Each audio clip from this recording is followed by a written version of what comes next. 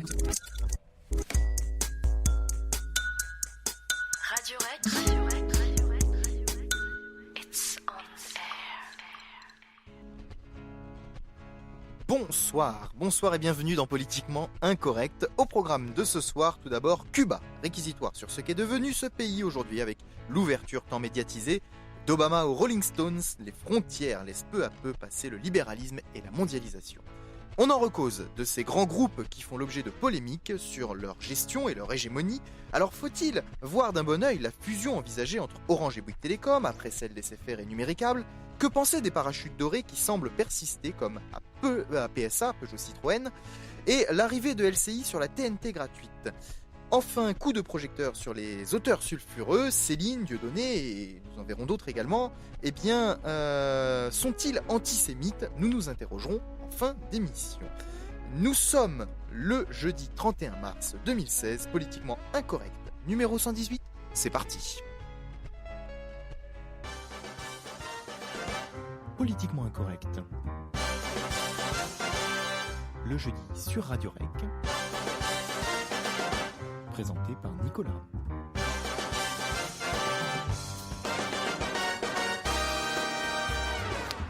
Et merci d'être avec nous ce soir et sont également présents Marc. Bonsoir Marc. Bonsoir Nico. Ah, désolé Marc, on ne t'a pas entendu. J'ai dit bonsoir Nico. Bonsoir Nelson. Bonsoir Nico. Et bonsoir Olivia. Bonsoir Nico. Ravi de vous retrouver pour débattre de nouveau ce soir et on va commencer tout de suite, comme chaque jeudi, avec le réquisitoire. Et ce soir, nous nous intéressons à Cuba, car Olivia, tu es revenue d'un reportage pour nous à Cuba et tu vas pouvoir nous dire un petit peu, d'abord l'historique et puis peut-être ce qu'est devenu Cuba. Nous y reviendrons également. Voilà. Oui, alors. Je commence ? Oui. Je commence. Non, plus tard nous y reviendrons également. Pardon, excusez-moi. C'est bon, t'as fini, c'est Oui, enrichissant. alors, le rappel historique. Donc, on commence en 1933, où le colonel Batista renverse le gouvernement et instaure par la suite un gouvernement, donc un régime pro-américain. Il fait un coup d'État en 1952 et en fait, son gouvernement va être reconnu sur la scène internationale et surtout par les États-Unis. En 1954, il y a un lancement au boycott des élections présidentielles pour protester contre justement la corruption du régime, parce qu'en fait, on constate une augmentation de la pauvreté, de la prostitution, construction d'hôtels et des casinos qui sont en fait contrôlés par les Américains. Donc la Havane va devenir un peu le repère mafieux des États-Unis. Et en fait, on m'expliquait notamment là-bas que Batista voulait vendre le vieux La Havane aux États-Unis et qui en aurait fait un espèce de Miami actuel. Et il faut savoir que le vieux La Havane est maintenant reconnu comme patrimoine mondial de l'UNESCO. Et en fait, il y avait une partie de la population qui contestait ce gouvernement à cause justement des détériorations économiques et sociales. Et une figure se détache, celle que tout le monde connaît, Fidel Castro, qui voulait en fait que Cuba revienne aux Cubains. Il prend le pouvoir en 1952, après 2 ans de guérilla, lance des réformes agraires, sociales et nationalise beaucoup de choses. Et en fait, il faut savoir qu'à cette époque-là, 73% des exportations cubaines étaient destinées aux États-Unis et 70% des importations cubaines provenaient des États-Unis. À partir de là, les relations cubano-américaines se détériorent. En effet, donc je ne rappelle pas, mais en 1961, on a eu une tentative d'envahissement des États-Unis de Cuba par la baie des Cochons, la crise des missiles. Et à cause de tout ça, en fait, Cuba va se rapprocher du bloc soviétique. En 1962, le Congrès américain vote l'embargo, un embargo et des sanctions économiques contre l'île.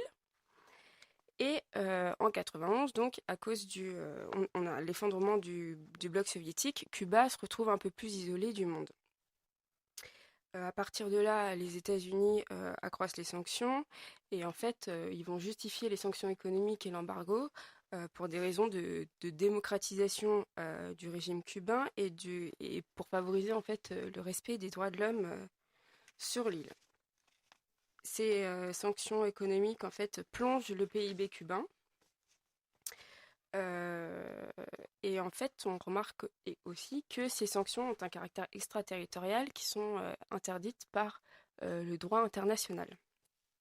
Et par exemple, je vous donne des exemples en fait de sanctions, c'est-à-dire que les Américains d'origine cubaine n'auront la possibilité d'aller à Cuba que 14, enfin une limite de 14 jours et ils ne pourront pas dépenser plus de $50 par jour sur l'île. Et en plus de ça, il y a l'embargo pose aussi problème dans le domaine de la santé parce qu'en fait, la plupart des brevets dans du secteur médical est déposé par des entreprises américaines et en fait ça empêche Cuba de profiter donc des avancées scientifiques. Donc je passe sur plusieurs années. Le président Barack Obama abroge donc ses limitations de voyage et d'envoi d'argent lors de son mandat. En 2013, on constate une poignée de main historique entre Castro, donc Raúl, pas fidèle, et Barack Obama lors de l'hommage rendu à Nelson Mandela.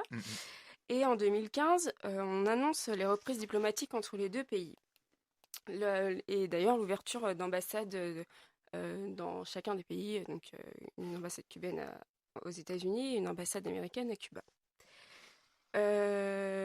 Donc là, au mois de mars, là, Obama est venu à La Havane, a fait un séjour.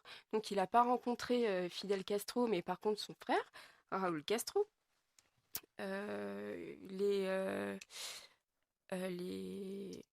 Les sites ont été évidemment où Obama s'est rendu ont vraiment été choisis avec soin, c'est-à-dire qu'il ne s'est pas rendu sur la place de la Révolution, il ne faut pas non plus rêver. En fait, moi, donc, j'y étais pendant cette période-là, j'ai essayé d'un peu discuter avec les Cubains. Il faut savoir que c'est un peu compliqué de discuter avec les personnes âgées cubaines, mais c'est un peu plus facile de discuter avec les jeunes. Et ils m'ont dit que vraiment ils attendaient beaucoup de choses de la part de cette rencontre, une espèce de bouffée d'air frais en fait, qui pourrait enfin voir une espèce de levée d'embargo sur leur île. Et ils attendaient vraiment ça avec impatience. Alors que les personnes âgées, elles savent pas trop quoi en penser, elles sont plutôt sceptiques.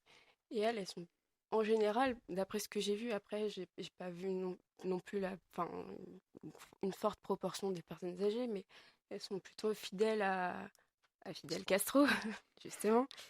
Et voilà, il faut savoir aussi que donc on est toujours dans un régime communiste, socialiste, où on voit beaucoup de propagande, type défendons le socialisme, la patrie ou la mort, et que c'est un régime qui célèbre vraiment la révolution qui a été faite en 59 et qui met vraiment en avant les certains points. Donc la santé, il faut savoir que là-bas, la santé est gratuite, l'éducation aussi, et les infrastructures beaucoup sont gratuites. Donc il n'y a pas que des mauvaises choses à Cuba. Ça, c'est quand même des bons points à noter, c'est-à-dire que, ok, la population est pauvre, je dis pas le contraire, mais j'ai pas vu un seul Cubain mourir de faim et ils ont tous un toit. Voilà. Après, le problème, c'est que au niveau au niveau du tourisme, nous, on a le droit à beaucoup de choses que les Cubains n'ont pas les mêmes droits que les touristes. C'est-à-dire On dissocie les citoyens cubains des touristes, des étrangers qui viennent sur l'île. Tout à fait. C'est-à-dire que moi, donc, j'y suis déjà allée il y a 5 ans. Et c'est vrai que j'ai constaté un énorme changement déjà au niveau des infrastructures. Ça construit de partout. Et je pense pas que c'est bon pour les Cubains parce que du coup, pour leur économie, ça va être vraiment, ça va être vraiment favorable pour eux. Ça les pousse. Ça va booster leur économie. Mais par contre, on voit des hôtels de partout se construire et je pense qu'il y a des manières de construire. C'est-à-dire que là, en fait, ils défigurent leur île. Il y a des caillots là-bas, on appelle ça comme ça, qui sont vraiment magnifiques. C'est des plages, des kilomètres de plages turquoises, enfin, du sable blanc. Et en fait, ils construisent des bars d'hôtel en béton. Franchement, c'est affreux et ils prennent pas du tout en considération l'aspect esthétique de la chose. Et quand on se retrouve justement sur une de ces plages paradisiaques et qu'on voit ces monstres se construire avec des grues partout, franchement, c'est vraiment horrible. Il faut savoir aussi que moi, quand j'y suis allée il y a 5 ans, les Cubains n'avaient pas accès à nombre parties de leur île. C'est-à-dire que nous, touristes, on connaissait beaucoup mieux leur île qu'eux. Et ça a tendance à changer aussi. C'est-à-dire que maintenant, ils peuvent y aller, mais par contre, ça reste payant pour eux et ça reste évidemment excessivement cher pour eux. Donc, ils peuvent y aller, mais dans les faits, il n'y en a que très peu qui y vont. Et les Tu seuls peux nous qui y vont, dire, c'est quoi à peu près l'équivalent de leur salaire bah, leur salaire moyen, c'est l'équivalent de 15 euros pour nous. Et Salaire journalier. Journalier ou non, non, mensuel? mensuel. Mensuel. Mensuel, c'est 15-20 euros donc par mois pour eux. Et en fait, par exemple, le droit de passage, il est d'au moins il est plus de 5 euros, vous voyez, enfin, c'est complètement disproportionné par rapport à leur salaire. Il faut savoir aussi que c'est bizarre, enfin, c'est pas bizarre, mais c'est-à-dire que le fait que l'éducation soit gratuite, il y a beaucoup de gens donc, qui font beaucoup d'études, qui sont professeurs et qui sont médecins. Il y a beaucoup de médecins à Cuba, il y a beaucoup de pays d'Amérique latine, enfin de gens d'Amérique latine, d'Amérique du Sud qui viennent se soigner à Cuba parce que la médecine est bonne. Et en fait, parce que les caisses de l'État sont vides, qui préfèrent travailler avec les touristes plutôt que d'exercer leur profession. Et quand vous prenez un taxi, et ben, en fait, la plupart du temps, vous tombez sur des médecins ou sur des professeurs, donc des gens qui n'ont rien à voir avec leur degré d'éducation. Voilà. Alors, on peut dire que c'est un peu pareil en France. oui, oui, non, mais c'est vrai. Dans une autre de plus en plus, mesure. bien sûr, oui. Bon, à part dans ces études de médecine qui sont, C'est vrai. voilà, pour le coup, la Je médecine est pense quand pas même que là-bas ils assez. hésitent à aller en campagne, les médecins. Mm, mm. Bon. Tu nous as dressé un très beau portrait, j'allais dire, mais enfin, le pays n'est pas dans un état des plus souriants, je dirais. Effectivement, en tout cas, il a une histoire moderne, enfin contemporaine, qui depuis la guerre froide n'a pas été évidente, avec une fermeture du pays, un repli sur soi de ce pays, une envie pour les plus jeunes de faire évoluer cela, pour les plus âgés c'est un peu différent, mais bon, ça on peut le comprendre. Mais voilà, on a aujourd'hui une ouverture de ce pays vers de nouvelles choses. Tu nous disais en aparté l'autre jour que la monnaie n'est pas la même pour les personnes qui habitent à Cuba, enfin les citoyens cubains, Oui. que pour les étrangers. Voilà, ce qui participe aussi à la différenciation des statuts entre résidents cubains et étrangers. Oui, effectivement. C'est-à-dire que donc il existe deux monnaies, le pesos cubain et le pesos convertible, qui est exclusivement réservé aux touristes. Et c'est-à-dire que Cuba a beau ne pas être un pays développé, ça reste une destination chère, que vous soyez dans des hôtels all-inclusive ou que vous fassiez un peu votre routard sur l'île. En général, dans les pays type, je vais comparer à l'Asie parce que je vois que ça, ou même à l'Afrique, c'est-à-dire que quand vous y allez, bah, le coût de la vie pour un touriste ne vaut pas cher. On s'en sort facilement au niveau de nourriture, hébergement. Alors qu'à Cuba, en fait, vous avez des tarifs très particuliers pour les touristes.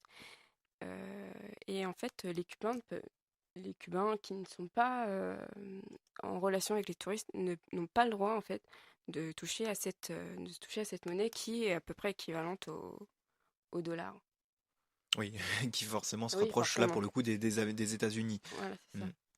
Nelson? Oui, non, moi ce qui m'interpelle quand je pense à Cuba, c'est que c'est quand même un pays qui a vécu pendant près de 60 ans sous une direction communiste et qui quand même, ben, l'un dans l'autre, tient plutôt debout. Il y a des problèmes, mais c'est vrai que ça a l'air de fonctionner plus ou moins bien. C'est-à-dire que comme tu le disais, les gens sont éduqués, les gens meurent pas de faim. bon, ils ont pas tout, mais ils vivent, quoi. C'est quand même assez remarquable de voir ça. Et c'est amusant parce que nous, j'allais dire, en tant que, Européen. ouais, Européens dans les pays capitalistes Mhm.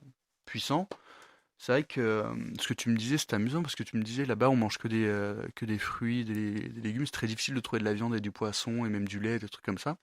Et c'est vrai que là-bas, je me dis que ils savent comment faire, mais ils en mangent plus rarement. Est-ce qu'ils ont une vie qu'on pourrait imaginer peut-être plus saine là-bas? Plus saine, je sais pas, mais en tout cas plus pauvre. Enfin, c'est vrai que, enfin, je dirais pas qu'ils sont malheureux, mais n'empêche que c'est comme si on regardait la France avec 50 ans de retard, quoi. Enfin, vous avez pas beaucoup de personnes qui ont des voitures, euh, malgré ce qu'on peut voir sur la carte postale, les voitures américaines, qui sont d'ailleurs magnifiques là-bas. J'adore ça, ça participe vraiment au charme de la ville, enfin même pas de la ville, de l'île. Mais à côté de ça, on voit beaucoup de charrettes, des gens qui se baladent en vélo, des gens qui se baladent à cheval, des maisons qui n'ont pas forcément l'électricité, qui sont vétustes quand même, parce que la Havane, on le voit beaucoup moins, mais il y a finalement pas beaucoup de touristes qui vont dans les campagnes. Mais si vous traversez les campagnes et que vous voyez l'état des maisons, vous constatez que, enfin, vous y vivrez pas, vous, hein, c'est pas possible. Après, on a l'habitude d'un certain confort, mais c'est vrai que c'est difficile à imaginer. Vous savez que moi, quand j'y suis allée il y a 5 ans, on m'avait dit rapporte des savons, des crayons, des stylos. Parce que là-bas, en fait, on- les gens sont Rationné. rationnés, on va dire. Ils avaient le droit à un pain de savon par mois par famille. C'est quand même pas énorme. Alors, je sais qu'un pain de savon, ça fait beaucoup de temps, mais c'est-à-dire que là-bas, quand vous en offrez un à une famille, mais ils étaient super heureux. Et même là, du coup, j'en ai pris et j'en ai offert. Ils étaient quand même super heureux, mais ça a changé. Maintenant, on en voit beaucoup plus. Mais je sais pas si on peut dire qu'ils ont une vie beaucoup plus saine que nous. Enfin, après, le problème, c'est que je pense qu'il faut pas qu'ils aillent dans le mauvais côté. Faut qu'ils réussissent à se développer, mais qu'ils gardent leur identité propre, parce que les Cubains ont une vraie identité espagnole, enfin, les maisons coloniales, tout ça, c'est vraiment magnifique et j'ai peur qu'avec l'arrivée des tourismes et leur possible ouverture, parce que c'est pas dit en fait, hein, qu'ils s'ouvrent vraiment au monde. Si vous regardez, là, il y a une espèce de répression du gouvernement sur la liberté d'expression. On n'en entend pas beaucoup parler, mais Oui, on se elle- concentre sur l'ouverture, mais à voilà, c'est côté de ça, ça. ça Mais cache en bien sûr fait, des choses. à côté de Mm. ça, il y a eu, je crois, beaucoup plus de personnes qui ont été enfermées pour avoir dit des choses qui allaient pas dans le sens du gouvernement. Je sais. C'est encore comme ça aujourd'hui? Ah oui, mais c'est bien. Oui, bien sûr, parce que là, on parlait beaucoup de la visite d'Obama, d'une possible ouverture sur le monde, que ça allait. Mais à côté de ça, finalement, il y a une répression qui reste constante. Et la délation, là-bas, je pense elle est quand même hyper présente, quotidienne, et on peut pas parler de tout à n'importe qui. Cuba, rappelons-le quand même, c'est un peu plus d'11 millions d'habitants, donc ça veut dire que c'est aujourd'hui l'équivalent, si on compare, de l'Île-de-France en termes d'habitants. Donc c'est vrai que c'est différent à gérer qu'un pays comme la France qui en compte 60 millions, et je ne parle pas des pays qui comptent des centaines de millions d'habitants. C'est vrai qu'il y a une différence avec tous ces pays, et ça peut être important de le rappeler, et puis de rappeler aussi que c'est une île pour ceux qui l'auraient oublié. Marc. Oui, moi je voudrais rajouter enfin rajouter et compléter, enfin plutôt donner mon opinion là-dessus. J'ai eu peur, mais après le débat s'est rattrapé et du coup on a eu quelque chose de plus intéressant. Ce que Nelson disait finalement, est-ce qu'on peut pas non pas mettre la vie cubaine et le régime de Cuba sur un piédestal parce que ceci, parce que cela. Et j'avais peur de tomber un petit peu dans la vision un peu caricaturale du tourisme, du touriste qui arrive et qui dit oh, bah, c'est beau finalement. C'est un peu partout ça. Généralement les touristes voient ce que le régime en place veut que les touristes voient. Donc ça c'est la première chose. Donc voilà. Donc de toute façon, à chaque fois où il y a l'expérience communiste, partout. Et voilà, j'ai pas d'a priori politique sur le communisme, mais chaque fois que le communisme s'est cherché, il a trouvé des personnes pour assumer ça. Je dis ça au sens physique et même totalitaire, dans le sens où moi je veux bien qu'on me sorte que Cuba, pas de gens vivent Olivia disait oui, tout le monde a un toit, etc.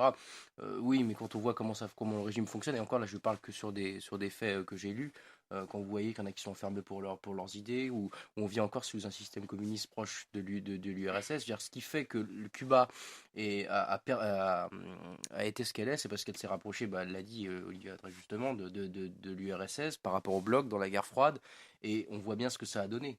Des régimes quasiment sans liberté. Je veux dire, si aujourd'hui on appliquait les droits de l'homme à la lettre, une des premières choses qu'on irait faire, c'est libérer Cuba.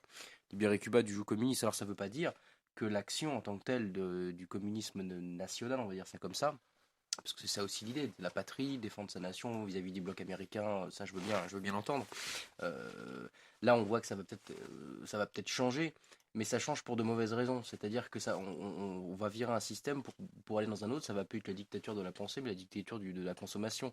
Donc ça va être encore autre chose. Moi, ce que je remarque, c'est que il y a une très grande. Olivia l'a pas fait, donc je suis content. Mais il y a une trop facile admiration de l'île pour le tourisme. C'est joli, etc. Mais on oublie ce que ce régime a causé. C'est comme qu'on met des t-shirts du Tché, aujourd'hui on les porte et on dit ouais, c'est génial, vive la révolution.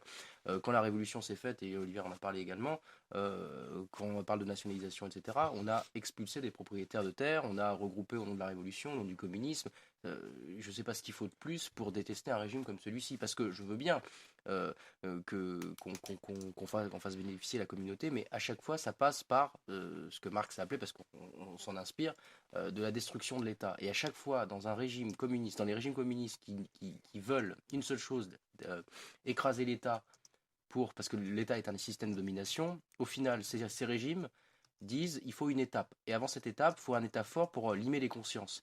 Et on voit très bien que ça perdure, que l'État finalement, alors que c'est une idéologie qui est basée sur la destruction de l'État et la destruction de la domination, est un système qui est encore pire que celui d'avant. C'est-à-dire que c'est un régime oppressif qui, si on ne pense pas comme lui, fait en sorte de nous enfermer ou de nous mettre dans des prisons. On l'a très bien vu lors de la Révolution, même après. Donc je remarque juste que sur le plan touristique et géographique, ça peut avoir un intérêt, que les terres, etc., et d'autres choses qu'on peut admirer, mais on peut admirer ça à peu près partout. Sur le régime politique, c'est totalement exubérant de voir aujourd'hui des gens qui disent oh, c'est génial, vu la révolution, que Mélenchon soutient le régime de Cuba comme il a soutenu d'autres régimes proches du communisme et révolutionnaires comme celui de Chavez. Moi, je remarque juste que l'idée du patriotisme convient, mais appliquée à la mode communiste, on voit bien ce que ça donne.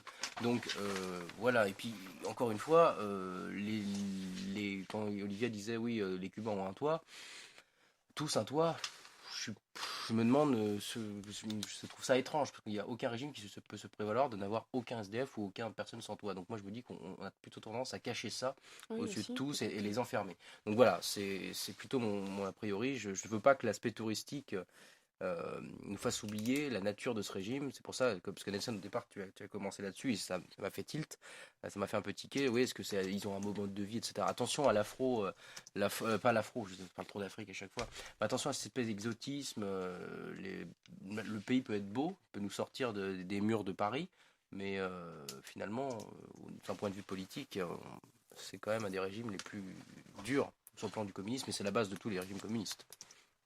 Et Oui, pour répondre, Olivia, bien sûr. Donc Marc parlait des touristes qui voyaient pas grand-chose, et en fait, effectivement, c'est vrai. À Cuba, donc je l'ai dit tout à l'heure, de mode de tourisme, soit les hôtels tout inclus, soit vous avez la possibilité de louer une voiture et d'aller vadrouiller un petit peu par-ci par-là. Et en fait, on se rend compte que quand même, le gouvernement fait en sorte de développer surtout les grosses infrastructures, donc les gros hôtels. Et en fait, je me disais là-bas avec mon frère, on se disait que finalement c'était vraiment bénéfique pour le régime que de créer des barres d'hôtels comme ça sur des îles, parce qu'en fait on enferme on laisse les touristes sur un endroit de l'île qui paraît paradisiaque, parce que leurs îles sont paradisiaques, elles sont vraiment belles. Et au contact juste de de Cubains qui sont là pour les divertir, les servir, et en fait finalement qui ne voient pas ce qui se passe réellement dans le pays.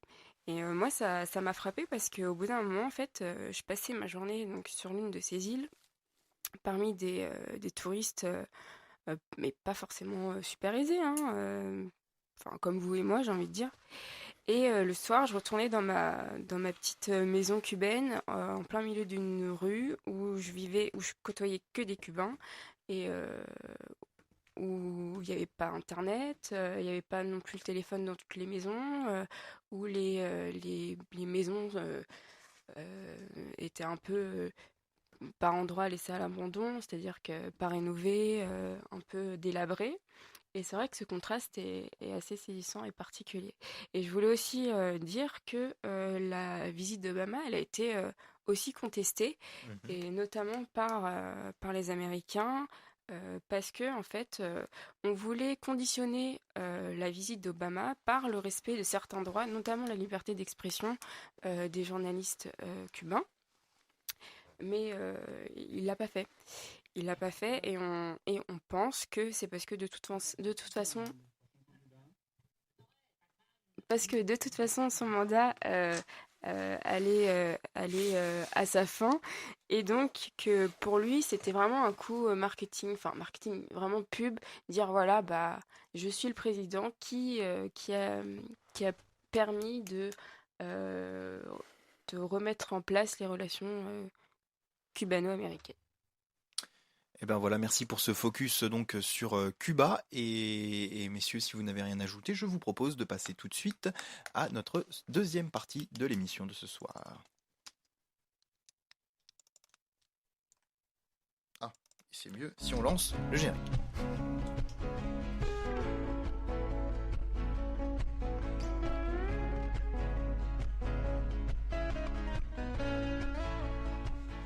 Ah là là, je m'en mêle les pinceaux, mais ce n'est pas grave. On en recause ce soir. Les grandes entreprises sont-elles reines?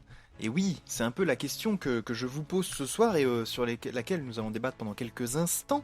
En effet, cette semaine, il y a encore un débat entre le gouvernement et le groupe PSA, puisque Carlos Tavares, le patron de ce groupe, est passé de 2,75 millions d'euros en 2014, son salaire, pardon, à 5,23 millions en 2015. On va pas chipoter, il a doublé son salaire et ça ne plaît pas aux représentants de l'État qui sont notamment dans le conseil d'administration du groupe français Peugeot Citroën. Et donc il y a une petite guéguerre avec Emmanuel Macron. Alors on va le voir parce que Emmanuel Macron il est au cœur de cette histoire puisqu'il dit que la responsabilité et l'éthique d'ailleurs ne se règlent pas par la loi. Mais voilà, normalement ça se règle au sein de l'entreprise, tout simplement par la conscience des dirigeants.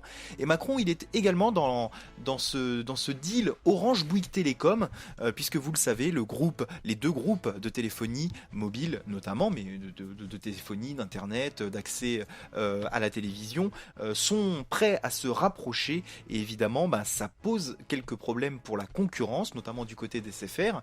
SFR, le groupe SFR qui s'est d'ailleurs rapproché de Numéricable puisqu'il n'en forme maintenant plus qu'un seul groupe, SFR Numéricable. Donc il y a différents groupes qui aujourd'hui sont tellement importants que même quand l'État essaye d'aller les voir pour leur dire bon écoutez les gars, faut quand même respecter la concurrence ou alors faut limiter quand même le salaire des dirigeants, eh bien ces groupes font un petit peu ce qu'ils veulent. Voilà un petit peu le constat qui peut être fait aujourd'hui. Alors on va les prendre un par un, on va les prendre une par une plutôt, c'est problématique, et ne pas les aborder tout en même temps, bien qu'il y a des points communs. Et peut-être commencer donc par le PSA, Marc, et on a ici, Emmanuel Macron qui lève la voix. On est dans le cadre, on est en train de restructurer un petit peu le code du travail, de se dire que il faut aujourd'hui que les gens fassent un effort, que de l'autre côté l'entreprise doit aussi s'adapter au monde actuel et tout cela doit permettre demain d'avoir un marché du travail plus clair. Est-ce qu'on peut encore aujourd'hui se permettre, quand on est chef d'entreprise, de doubler son salaire alors que finalement à côté on réduit les effectifs de ces entreprises? Même si on est maître à bord entre guillemets, peut-on se le permettre moralement finalement? Et voilà, moralement, parce que j'allais dire, à titre personnel et même au regard de l'État, chacun fait ce qu'il veut. Si c'est son entreprise, moi je vois pas d'incohérence de fait à élever son salaire. C'est vrai que moralement c'est difficile parce qu'on voit que finalement, alors soit ça se délocalise, soit ça ferme peu à peu. À Aulnay, on en avait parlé il n'y a pas très longtemps. Donc effectivement, là, il y a un problème d'ordre éthique, un problème d'ordre moral aussi, à augmenter son salaire alors qu'on fait tout pour justement faire le moins de dépenses possible. Mais je trouve ça légèrement, pas scandaleux, mais assez étrange que l'État prenne en compte ça. C'est pas à l'État de définir si oui ou non c'est pas à l'État d'élever la voix si oui ou non c'est correct ou non. Macron dit on ne va pas faire de loi. Bien sûr. Il est saisi d'une question, il y répond. Oui, non mais je trouve que non mais la réponse de Macron me va parce que quand l'État commence à s'ingérer un petit peu partout, c'est là où ça commence à être dangereux.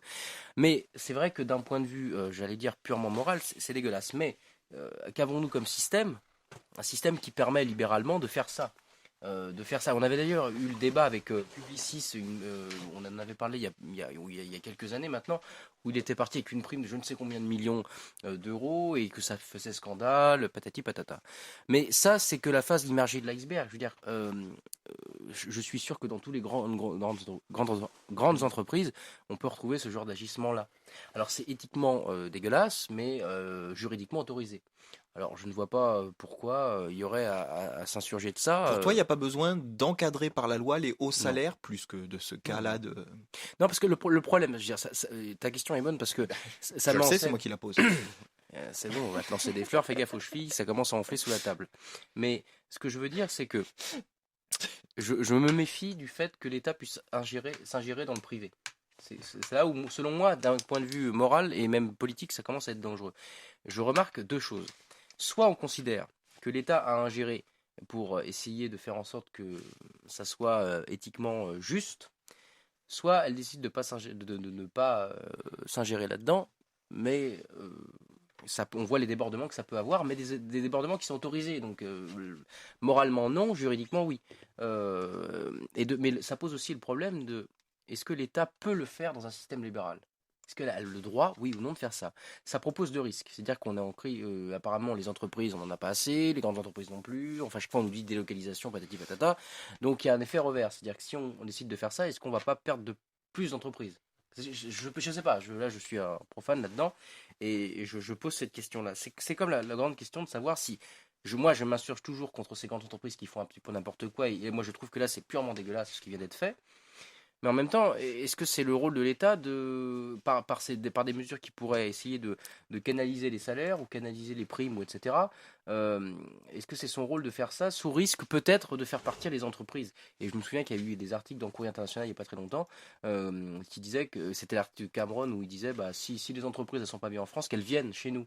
Il y a un grand problème, c'est l'offre et la demande. C'est-à-dire qu'on est choqué de ça, mais si on agit contre ça, on risque de perdre les entreprises. C'était le maire de Londres qui avait dit ça. C'était le maire de Londres qui avait... Non, mais Cameron l'avait repris aussi, non? Peut-être, mais le maire de Londres avait commencé en disant d'accord. n'hésitez pas, si vous en avez marre, venez à Londres, il n'y a pas de souci. Bon, bah voilà. Bon, en tout cas, donc là, c'est le grand problème de notre système qui, en fait, est entre deux eaux. Soit trop conservateur, soit trop libéral. Et dans les deux cas, quand on a le cul entre deux chaises, comme on dit, une mesure peut influer sur l'autre. Il y a un petit peu le système de vase communicant, c'est-à-dire que ça peut avoir un effet bénéfique sur un, mais on risque de s'en manger une autre, de se manger quelque chose sur l'autre face. Donc, c'est très difficile. La position de Macron pour ça est assez, je trouve, cohérente parce que agir là-dessus, c'est quand même difficile. Nelson, d'accord avec ce que Marc donne, à la fois son avis sur l'encadrement de manière générale et sur la manière d'agir. Ouais, je suis complètement d'accord, d'autant que j'ai appris des trucs, quoi. Donc, ouais, c'est vrai que c'est quelque chose que je m'étais pas spécialement posé la question. Pour moi, c'était. Ça ne se fallait pas le faire, si tu veux. Donc, qu'il le fasse quand même, ça me paraissait aberrant qu'on puisse pas le faire. Enfin, qu'on puisse pas lui reprocher, enfin, qu'il n'y ait pas retombé sur des agissements de ce type. Oui, tu veux dire que tu ne comprenais pas qu'on ne s'insurge pas du fait que le mec ait doublé son salaire, c'est ça? Oui, c'est ça, enfin que l'État ne puisse rien faire, mais c'est vrai qu'effectivement, on écoute en Marc, c'est pas l'État et juridiquement, on peut pas le faire.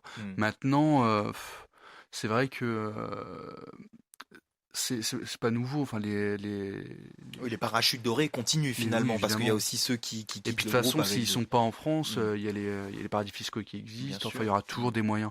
Moi, ce qui me fait un peu flipper à ce niveau-là, c'est à quel point ces groupes, je pense à à Bouygues Télécom qui possède énormément de groupes annexes. Oui, Je Bouygues prends- de manière générale en fin de compte. Oui, par exemple, nous, en Seine-et-Marne, pour vous donner un exemple, Val d'Europe appartient Au groupe à Bouygues Bouygues. Télécom. Bouygues. Oui, ça. Et puis, dans une autre mesure, encore plus importante, aux États-Unis, les majors de cinéma appartiennent toutes à un grand groupe. Pendant un moment, Universal appartenait à AOL, je crois. En ce moment, Universal, ça appartient à Viacom. Enfin bon, c'est des trucs comme ça. Je crois que la seule qui n'a jamais été rachetée par personne, c'est Disney. Parce que c'est déjà elle-même quelque chose d'énorme qui possède des chaînes, etc., etc.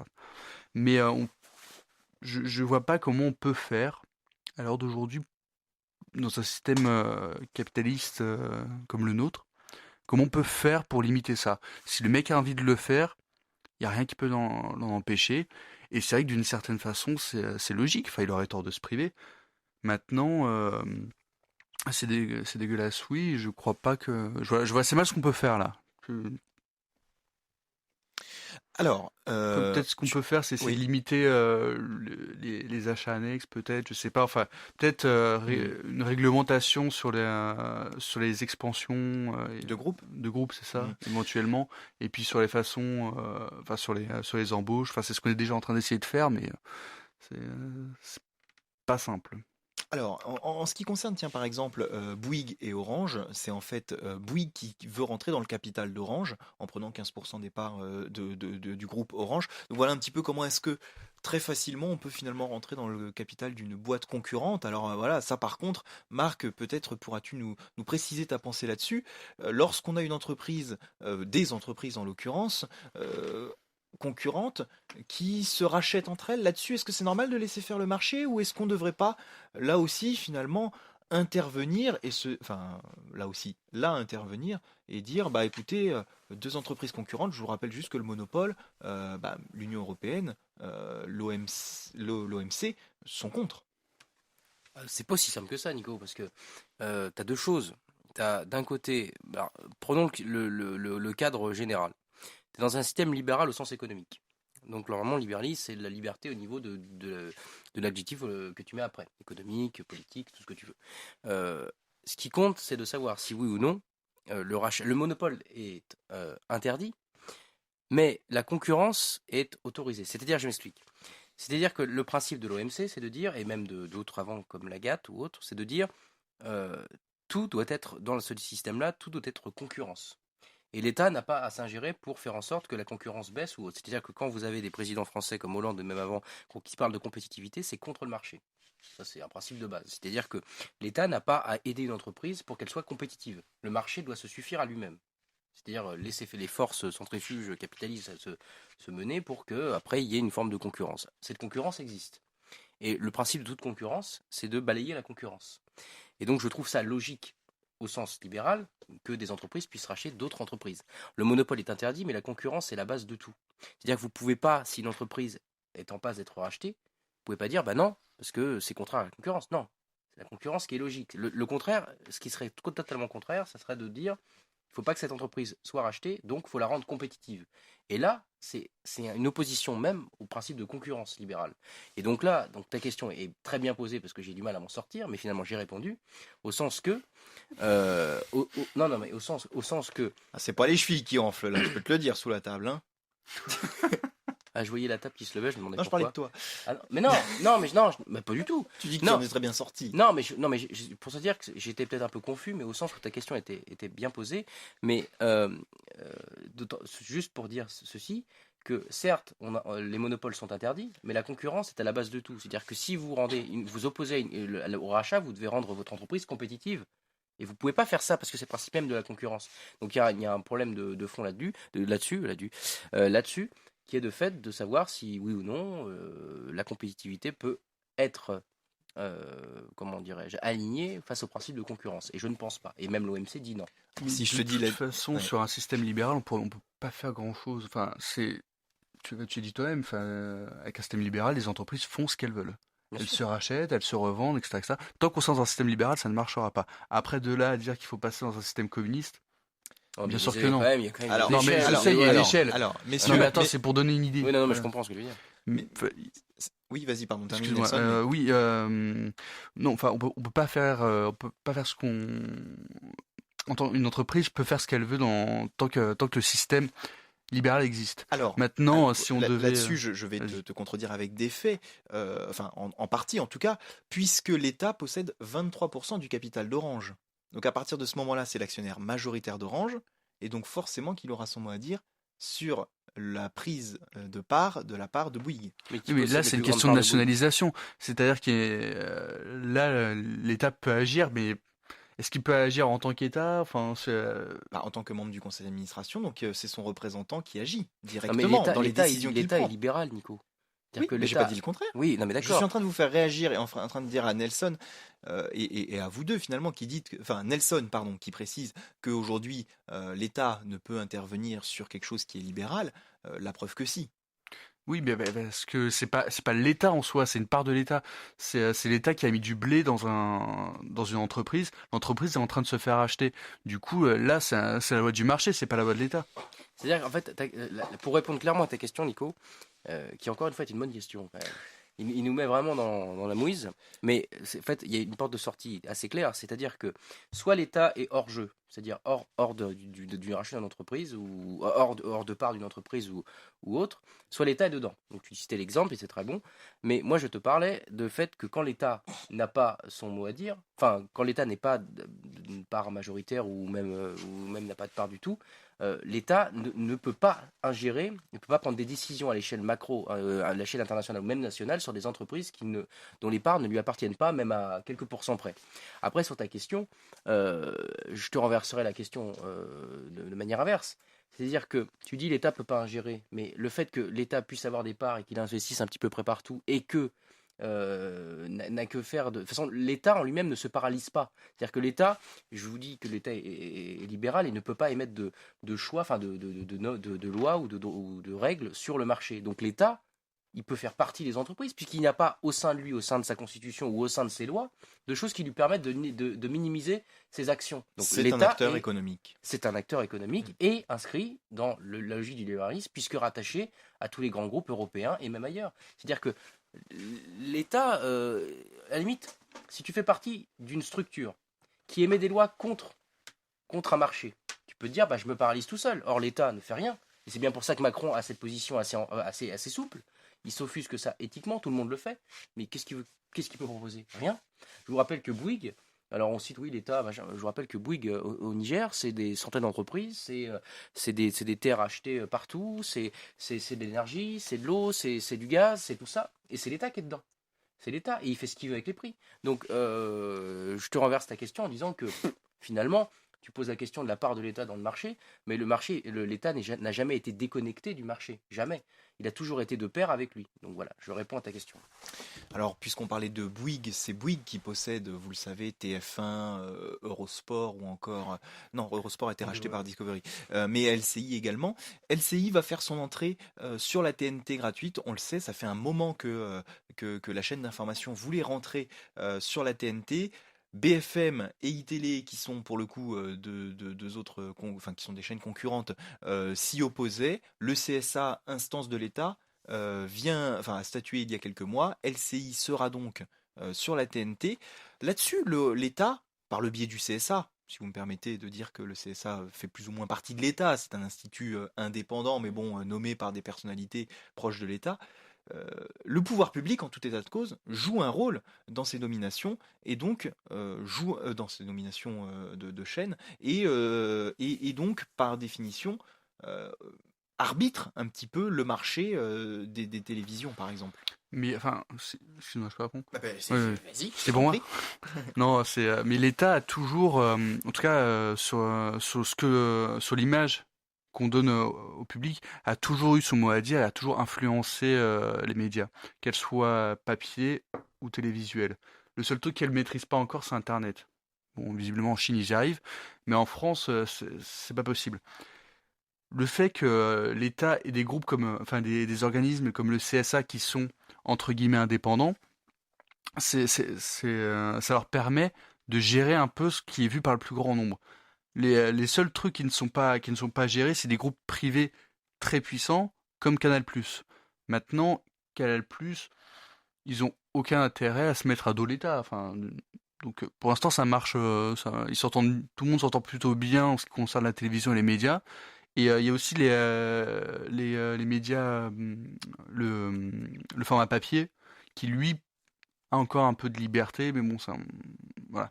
Tout ça pour te dire que l'État a toujours eu la main mise sur ce que regardaient les Français à la télévision ou dans les principaux journaux.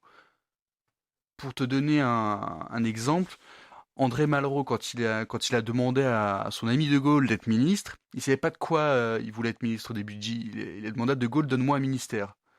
Ouais, De Gaulle était emmerdé, il a dit, bah écoute, je sais pas, va à droite, à gauche, personne n'en voulait de Malraux. Malraux a dit, tiens, je vais être ministre de la télévision. Putain, on va créer un ministère, ça fait chier, etc., etc.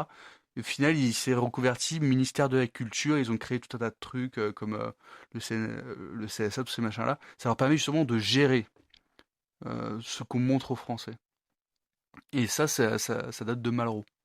Tout ça, et puis ça permet aussi de gérer le contenu culturel développé par les villes, les centres, les scènes nationales, puis même dans les cinémas, parce que au final, ce qu'on nous montre dans les cinémas en France, ça passe par le CSA. Parce qu'en plus de ça, chaque film qui est montré en France doit être déposé dans des archives qui sont soit celles du CNC, soit celles de l'INA, soit celles des armées. En fait, tout ce qui est contenu visuel montré en France, ça atterrit en fait dans les archives françaises de différents organismes.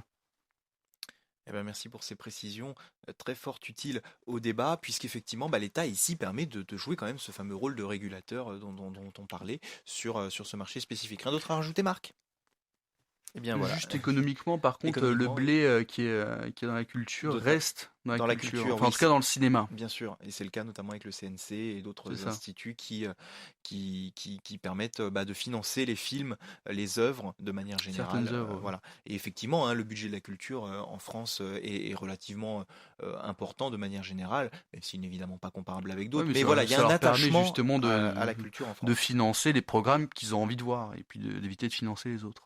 Eh bien, merci beaucoup. Je vous propose, puisque nous avons fait le tour sur ces grandes entreprises dont on a compris que les positions entre Marc, Nelson pouvaient être assez similaires finalement. En ce qui me concerne, elles sont peut-être un petit peu différentes par le biais des questions que j'ai posées, mais voilà, chacun se fera son avis. Je vous propose de passer tout de suite au coup de projecteur.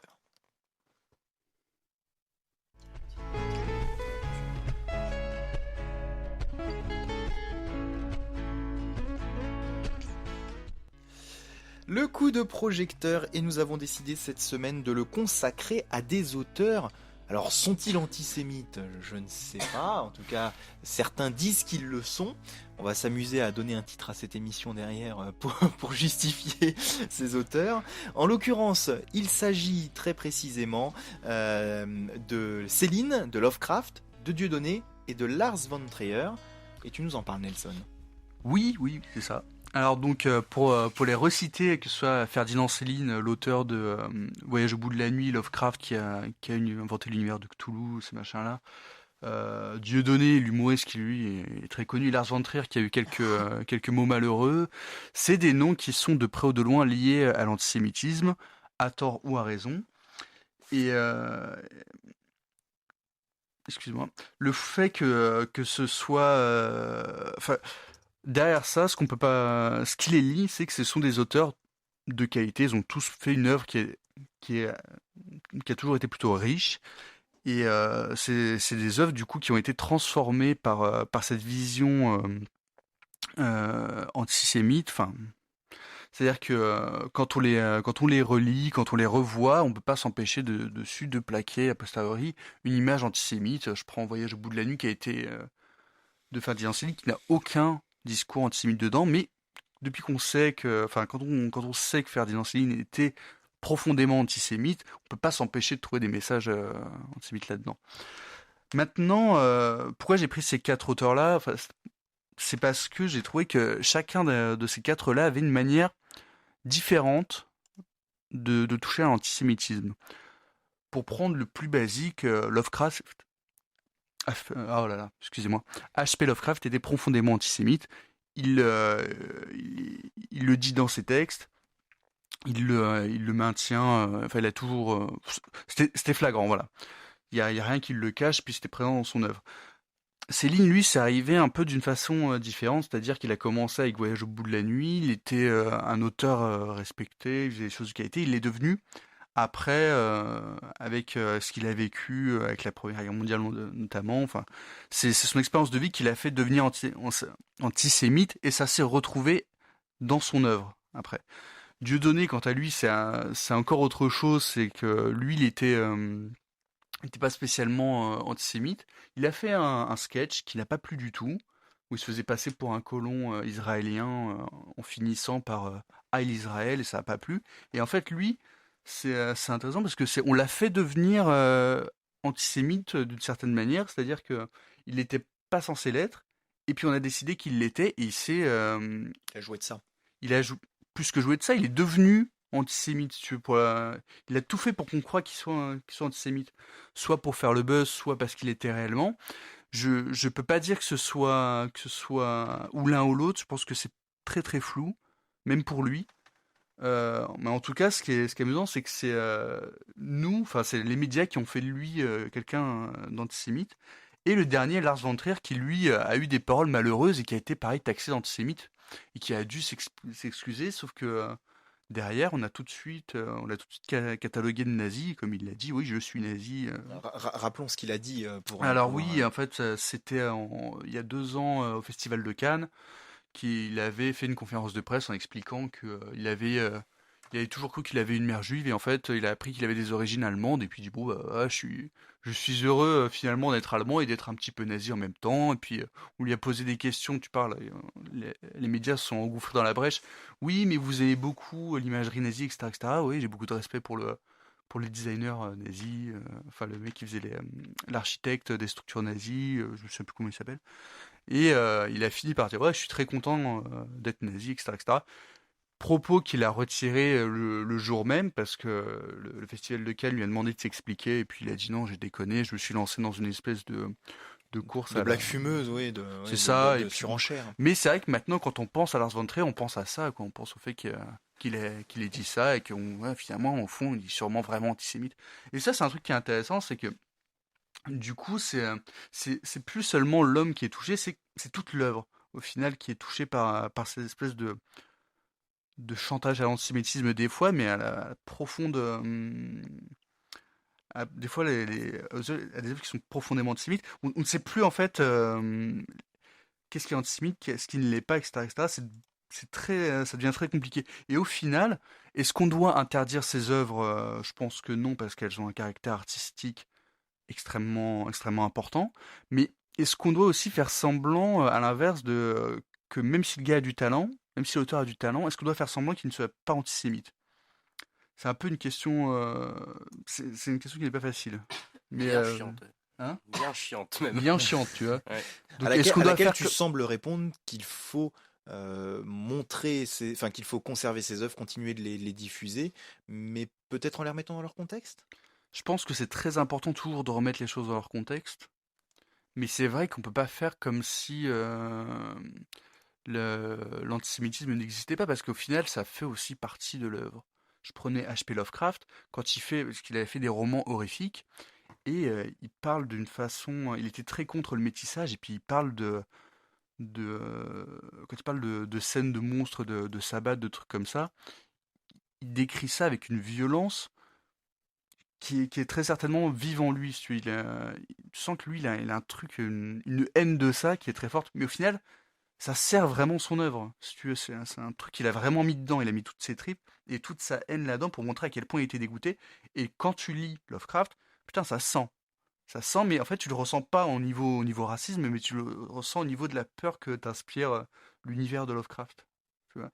Donc c'est important au final, le fait qu'il soit antisémite, c'est pas si important que ça, parce que c'est un truc, c'est un, c'est un- C'est un trait de c'est leur une anecdote, personnalité, oui, voilà, c'est un voilà. trait de sa personnalité, mais qui sert réellement le truc. Et quand t'apprends qu'il était raciste et antisémite, tu te dis, putain, en fait, c'est chaud, quoi. Ça prend une autre dimension. Et du coup, l'œuvre devient quand même encore un peu plus intéressante. Si tu fais abstraction que l'antisémitisme c'est mal, évidemment c'est mal, mais si tu te sers, tu comprends qu'il s'est servi de ça pour faire quelque chose, c'est vrai que ça devient intéressant. Marc, tu es assez d'accord avec ce que dit Nelson, notamment on a eu l'occasion de parler dans cette émission de Dieudonné à plusieurs reprises, il y a quelques années quand il y avait Maxime notamment autour de la table. Voilà, de ce que dit Nelson, c'est assez intéressant ce qu'il dit sur les œuvres. Est-ce que tu partages cet avis? Moi, je suis un parti. Je suis pour qu'on détruise toutes les structures philosophiques qui sont basées sur le structuralisme. Le structuralisme, c'est quoi? C'est l'œuvre avant tout et le personnage, on s'en fout. Donc évidemment, moi qui suis attaché à toujours contextualiser, le structuralisme, je peux pas blairer ça. Je pense que une œuvre est compréhensible uniquement dans sa totalité si on s'intéresse à l'auteur. Alors l'auteur, le réalisateur, l'écrivain, enfin tout ce que vous voulez. Ouais, auteur au sens large. Hein, Auteur au sens large, voilà, comme dit Nelson. J'ai plusieurs éléments de réponse. Pour lui donner, je pense que moi je le considère pas comme un antisémite. Bon, c'est vrai qu'il insiste beaucoup, qu'il fait beaucoup de sketchs là-dessus, qu'il en joue, et puis il y a une forme de réponse en aller-retour un petit peu entre d'un côté ceux qui le critiquent et qui l'accusent d'être antisémite, et puis lui qui du coup en fait renchérit là-dessus parce que c'est vrai que c'est devenu un petit peu son fond de commerce de taper un petit peu sur ça. Parce qu'il était un petit peu avec ça. Un petit peu, t'es gentil, hein, c'est complètement sur ça. Franchement. Pas seulement, non. Non, pas seulement, pas c'est vrai, seulement, mais sur non. un spectacle, Non. c'est quand même Ah, ça tient une bonne part. un bon Mais c'est 70% de son spectacle. Oh non, quand même. peut-être pas quand même. Non, Oh, peut-être pas. 10%, ça fait qu'un dixième, ça me semble. Non, il a dit 70. Ah, 70, pardon, Non. j'ai entendu. Non, 10. je pense que c'est, Non, j'ai un je pense que c'est un petit peu exagéré. À Pas 70, oui. Non, peut-être, non, je pense pas qu'on soit à ces niveaux-là. C'est vrai que par contre, et là je te rejoindrai, ce qui est assez chiant, c'est qu'on voit dans les derniers spectacles que pour le moment ça tourne toujours autour de ça. Autour de ça, ce qui veut dire c'est que ça. Oui. Et ça tourne, c'est vrai, autour de ça à chaque fois. Et ça devient même, d'un point de vue artistique, parce qu'on parlait de l'œuvre, assez lassant, au bout d'un moment, assez lassant. Mais voilà, moi je considère que l'antisémitisme est antisémite, celui qui, selon moi, passe à l'acte. Et que pareil, je veux dire, avoir des propos antisémites, on dirait aujourd'hui que c'est un peu rapide, si vous voulez. C'est facile, entre C'est guillemets. facile, ouais, facile, parce que c'est ça, ce qui manque un petit peu justement dans le contexte, ce sont des personnages qui sont sortis de plusieurs périodes. Par exemple, prenez le cas de Céline. Je vous rappelle que avant 1945, après la Shoah, les auteurs classiques, mais la totalité, j'en vois pas beaucoup qui sortent du lot, même Tolstoï, qui pourrait rentrer là-dedans, ils ont eu des propos qu'on pourrait aujourd'hui classer comme antisémites. Et pourquoi? Alors je ne cherche pas à justifier leurs propos, je dis pourquoi cette question juive, et même ça a été validé par l'excellent rabbin Ran von Shaya, qui a fait une conférence là-dessus, qui s'appelle Pourquoi la Torah est d'origine juive, une excellente conférence, et il explique pourquoi finalement on parle que des juifs. Parce que c'est vrai, par contre là c'est vrai, je pense qu'il a raison, on ne parle que de ça. Et il explique, il dit finalement on n'est même pas un cinquième d'1% de la population et on parle toujours de nous. Alors après il prend des références de la Torah et démontre que finalement tout ce qui est arrivé au peuple juif, c'est ce qui était écrit dans la Torah. C'est vrai qu'il y a une forme de questionnement là-dedans et on se dit finalement est-ce que c'est vrai ou pas. Mais il explique ceci et il dit pourquoi on parle de nous tout le temps. Parce que c'est vrai qu'on a tous vu, il explique très bien, on a tous vu l'Égypte, enfin même par photo, on a tous vu l'Égypte, on a tous vu Rome, on a tous vu peut-être l'Agora, l'Acropole à Athènes, et on se dit finalement, des peuples ont été là, présents, ont construit une civilisation, mais sont morts. Que reste-t-il des Romains? Pas grand-chose, peut-être une culture gréco-latine si on veut, une culture romaine si on veut. Que reste-t-il de l'Égypte? Oui, des pyramides, mais hormis ça, pas grand-chose finalement. Et il se dit cette question, il explique, et ça c'est vrai, et beaucoup d'historiens le démontrent, il dit normalement un peuple ne peut survivre qu'avec une langue commune, avec une culture commune et avec un territoire. Et comment se fait-il que les Juifs, qui ont été depuis 2500 ans chassés de beaucoup de pays, 15 expulsions en 2000 ans, comment se fait-il que sans territoire, ils sont toujours là? Il explique très bien. Et en fait, je pense que cette question est à la base de tout, et il démontre ça très bien. Il dit, finalement, cette incompréhension du fait que le peuple juif existe encore, de fait, malgré l'absence de territoire, a beaucoup questionné les auteurs au sens littéraire pendant toute la période, pendant 2000 ans. Et on voit des passages Tolstoï qui dit mais c'est bizarre quand même, et puis d'autres exemples, des auteurs classiques où on voit le juif est une figure, une figure de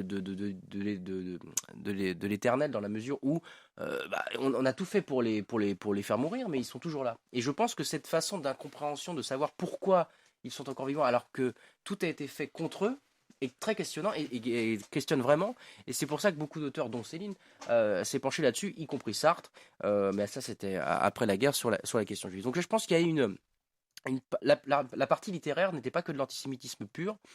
Il y avait une forme d'incompréhension qui s'est détournée, c'est vrai, après, sur de l'antisémitisme, parce qu'on se disait, là, le juif, cette race juive, comment ça se fait, on leur tape dessus, ils reviennent toujours. Il y avait quand même, bien évidemment, ça, jusqu'à Dremont, qui a écrit La France juive, bien évidemment. Mais il y a une forme d'incompréhension qui a nourri une partie de cette littérature, et je trouve ça très étrange, un peu décalé, mais je comprends le but de Nelson, de mettre des auteurs aussi très contemporains et des auteurs plus anciens. Mais je comprends la logique. Ensuite, je termine là-dessus sur Lars von Trier, ou je sais plus comment on prononce. Von Trier. Voilà, von Trier. C'est vrai que son propos est étrange. Étrange dans le sens où on se demande pourquoi il a dit ça. Parce qu'à la limite, vous êtes fier de ses racines, être fier de ceci, mais on peut être fier de ses racines, mais sélectionner dans ses racines ce qu'on choisit. Alors on peut être, moi par exemple, c'est vrai que j'aime beaucoup l'architecture coloniale, mais je ne défends pas la colonisation en tant que telle. Enfin, dans le sens où je dis pas, Oui, non, mais il y a une forme de logique. Je veux dire, moi attention, je pars toujours du principe, c'est pour ça que je veux pas rentrer dans le débat un peu stérile. Moi, je pars toujours du principe qui est celui-ci. Par exemple, si on prend le cas de Pétain ou d'autres, qu'aurait-il fait à notre place et qu'aurait-il pensé s'il était à la nôtre? C'est-à-dire qu'aurions-nous fait si on était à sa place à cette période-là, et qu'aurait-il pensé s'il avait été, il avait été à la nôtre. Donc moi je suis tout l'anachronisme ou le paralogisme ou le truc comme ça ne m'intéresse pas, mais j'essaye de constater. Donc je trouve juste qu'on a été un peu fort et tout de suite avec des propos comme ça. Alors je ne sais pas, mais il n'y a rien dans ces actes, je crois, qui laisse approuver qu'il est antisémite et qui passerait même un acte contre les juifs. Je n'ai pas l'impression que ça soit ça. Et je termine, parce que le dernier je le connais pas, le dernier exemple c'était Lovecraft. Ça, je passerai mon tour parce que je ne connais pas vraiment. En tout cas, aujourd'hui, je remarque que il y a eu des pubs récemment sur l'antisémitisme. Là, vous avez vu les nouvelles pubs qui sont sorties. Elles sont sorties il n'y a pas très longtemps. Ouais, l'antisémitisme c'est mal, le racisme c'est mal. Au bout d'un moment, il y a une forme de laver les esprits. C'est pas bien, faut rien dire, etc. Et c'est contre-productif parce qu'à force de montrer du doigt ceux qui, selon eux, ceux qui font ces pubs sont des antisémites, des racistes, etc. On en perd la nature même de ce qu'est l'antisémitisme, de ce qu'est le racisme et de ce qu'est toutes les formes, ce que sont toutes les formes de discrimination. Le racisme, c'est quelque chose de bien particulier, ça a deux sens. L'antisémitisme également, ça a un sens, mais il faut pas réduire ces mots-là à quelques paroles. Par exemple, Larventry, il a dit ça. Pour moi, ça en fait pas un antisémite. Quelqu'un pareil qui va dire, par exemple, je crois en l'existence des races, mais je n'en déduis pas une supériorité de la mienne comparée à une autre. Pour moi, c'est pas un raciste au sens hitlérien du terme. Donc, je trouve qu'on utilise des mots un peu rapidement. Et ça a été validé par un ouvrage que je citerai aujourd'hui, qui s'appelle La langue des médias, qui est je chercherai le nom de l'auteur, c'est une femme doctorante excellente, doctorante ES Lettres, et qui a écrit, je crois, un livre qui s'appelle La langue des médias. Faudra regarder l'autre, je me souviens plus exactement, je sais plus exactement, bref, et qui démontre comment on fabrique de l'opinion et comment on fabrique du sentiment, surtout. Et c'est-à-dire que dès que vous avez un mot, vous allez tout de suite dire ça égale ça. Et donc si vous avez une parole qui dévie un petit peu de l'ambiance dominante ou de la pensée ambiante, vous allez cataloguer. En fait, on est dans la grandeur de la généralisation, du fait d'être catalogué facilement. Est-ce que c'est Ingrid Rio-Creux? C'est ça, voilà, exactement. Ingrid, comment tu dis? Rio-Creux. Rio-Creux, voilà, c'est exactement. Donc je viens de terminer ce bouquin qui est excellent. Je le conseille à tout le monde. Mais en tout cas, c'est le système médiatique qui produit ça, parce qu'à l'époque, les thèses, pas contre les juifs, mais qui questionnent. Alors, il y en a contre les juifs, mais aussi ceux qui sont pour les juifs, ou même ceux qui sont juste sur la question, j'allais dire, purement géographique et historique, n'ont pas eu autant de poids qu'aujourd'hui, où le moindre petit truc qui pourtant est facilement léger comparé à ce qu'on pouvait écrire il y a 200 ans, tout de suite c'est antisémitisme, machin, alors moi ou raciste, je trouve ça stupide. Mais le bouquin de Rio-Creux aide à comprendre les logiques en fait qui sont celles des médias. Petite publicité, après je laisserai Nelson te répondre. Ingrid Rio-Creux, donc agrégée de lettres modernes, chercheur à l'université. Le journaliste possède sa manière bien à lui de dire, de ne pas dire, de mal dire, de faire parler, de faire parler ou de laisser parler. De même que le journaliste reproduit sans fin les formules de ses confrères, il ne cesse de répéter des termes qui impliquent un jugement éthique sur des événements. Prenant pour des données objectives des points de vue propres à des courants de pensée, le journaliste contribue à répandre une doxa, un prêt-à-penser. Les mots des journalistes sont porteurs de tous les préjugés de notre temps, fait de politiquement correct et de pensée unique. On ne parle pas ici du rare journaliste d'un média de la réinformation, mais de ces journalistes formatés des médias dominants. Ces médias, malgré le pluriel, fournissent une unicité de discours. On traque les dérapages, on dénonce l'extrême droite, on enquête sur l'homophobie, l'europhobie, le climato-sceptisme, etc., etc. Ce livre décortique les manipulations du langage, met en garde contre l'utilisation par des esprits libres en termes minés. Voilà, et il y a notamment l'expression de Manuel Valls qu'il avait employé, l'islamofascisme, qui doit être à l'intérieur détaillé. Nelson, tu souhaitais répondre à Marc? Oui, juste revenir un peu sur ce que tu disais sur le fait on est antisémite que lorsqu'on fait un acte. Je te rappelle que quand même que l'acte de création, ça compte. Tu as créé une œuvre, c'est quand même essayer de dire quelque chose. Et donc d'une certaine manière, c'est acté. Maintenant, c'est vrai que c'est pas aussi violent que de poser une bombe, je suis d'accord avec toi, mais il y a quand même quelque chose, si tu veux. C'est ce qu'on reproche notamment à Dieudonné, c'est de dire, ouais, il dit des choses, et puis les gens vont s'inspirer, et puis ils vont devenir antisémites, etc., etc. C'est de ça qu'on a peur par rapport à Dieudonné. Mais Je sais bien que faut vraiment être bas du front pour prendre ce qu'il dit au pied de la lettre, c'est de l'humour. Mais l'acte de création, c'est quand même un acte. Tu vois. oui, je suis Après, d'accord avec toi, mais mais vas-y, je te là laisse. où je te rejoins, c'est que dans un monde comme le nôtre, avec une désinformation, et un manque de compréhension, je crois qu'on comprend plus vraiment les mots dans leur sens profond. Et c'est très facile aujourd'hui, à partir d'un petit bout de texte, de faire passer quelqu'un pour un antisémite parce que ça fait vendre. Ça fait beaucoup vendre les médias. Et effectivement, C'est un effet contre-productif aussi, hein, complètement, sur la vraie cause, vraiment sur la lutte. contre-productif. Et en plus, ça ne pousse pas les gens à chercher des choses réelles, à se poser des questions, à chercher le contexte. Pourquoi il a écrit ça, comment il a écrit ça, qu'est-ce qui se passait à ce moment-là. Ça pousse les gens à dire ouais, c'est antisémite, donc c'est mauvais. Or, je ne suis pas tout à fait d'accord avec ça. Il peut sortir de bonnes choses de partout, hein. Enfin, je prends vraiment des grosses guillemets dans ce que je vais dire, mais quand on parle de Staline, on dit ouais, il faisait des goulags, il faisait des trucs, il faisait des machins. En plus de ça, il était ci, il était ça, il était mis. En attendant, c'est un mec qui à côté a quand même fait de bonnes choses, l'école gratuite, les trucs, les machins. C'était un salaud, il a fait des goulags, mais il a fait des choses bien. Dans le contexte, si tu fais l'effort de contextualiser un petit peu la chose, d'aller chercher un petit peu ce qui s'est réellement passé, tu vas voir qu'il y a quand même des bonnes choses. La montée du nazisme, c'était quelque chose qui à l'époque était complètement logique. C'était pas juste le mec, il était magicien, il avait un pouvoir de persuasion, et puis les gens, il les a mis dans sa poche parce qu'il était malhonnête. C'était pas ça, c'est qu'à l'époque, Hitler, c'était la réponse à ce que les gens voulaient. En plus de ça, il était très doué en plus, ce qui ne retire rien. Mais je pense que les gens aujourd'hui, et les médias jouent là-dessus, ont beaucoup de mal à essayer de rechercher, de contextualiser les choses. Et je pense que quand on parle d'un auteur antisémite, c'est très important, avant de juger, quand on vous dit que tel type ou tel mec est antisémite, faites l'effort d'aller lire ce qu'il fait, regarder ses films ou écouter ce qu'il dit, dans son œuvre, mais aussi à côté, pour essayer de comprendre ce qu'il veut dire, parce que des fois ça peut être de l'ironie mal dosée ou des choses comme ça. Mais je pense que c'est vraiment un effort qui est nécessaire de faire, parce qu'on passe vraiment à côté de choses qui sont très intéressantes d'un point de vue artistique et littéraire, enfin ce que tu veux. Et oui, face à la polémique, il est souvent difficile d'agir, effectivement. Merci messieurs, merci d'avoir été avec nous ce soir. Merci donc à Marc, merci à Olivia, merci à Nelson. Pardon Marc? Je dis merci messieurs. Messieurs, dames. Bah oui. Vous savez que le masculin l'emporte toujours sur le Merci, féminin. Marc. C'est bon. Mais voilà. Ça fera 10 €. Merci Olivier. Merci à vous. Merci à vous.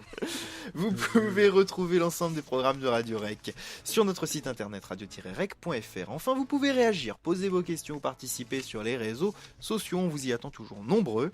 La semaine prochaine, le jeudi 7 avril, vous êtes tous invités à venir participer au Rec Award, un tremplin musical où le public peut choisir son groupe favori. Parmi eux, Former Life, Rorschach, Seven Days et Les Affranchis. C'est donc un tremplin musical. C'est à 19h à la Maison de l'étudiant à Champs-sur-Marne. Inscription gratuite sur le site de la radio. Je l'ai dit il y a un instant, c'est radio-rec.fr. Il faut vraiment vous inscrire. Sinon, vous pouvez vous présenter sur place. Ce sera 2 € l'entrée. Pas de politiquement incorrect donc jeudi prochain. Bonne semaine. À bientôt. Bonsoir. Bisous. Suivez-nous sur radio-rec.fr. Retrouvez-nous sur Facebook et Twitter. Partagez l'émission sur YouTube.